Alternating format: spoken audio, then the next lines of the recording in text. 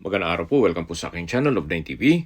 Nandito po tayo ngayon sa 13 Martires, Cavite kung saan meron po tayong bagong video presentation, isang private resort. Meron po itong 2-story building at swimming pool. Nakabakod na po buong property at tungkol naman po sa dokumento nito, ito'y titulado. Buhay po ang may-ari kaya wala po kayong maging problema sa documentation o sa transfer ng title. Ang kagandahan po dito sa ganitong property ay may rest house ka na, may resort ka pa na income generating. Okay, sa presyo na po tayo.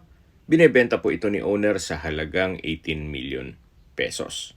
Kung ang interested buyer po ay nasa Amerika, mas mapapabilis po ang inyong transaksyon gawa ng nandyan din po si owner. Ang full video po ay mapapanood nyo sa aking YouTube channel. Kung may mga katanungan po kayo, tawag lang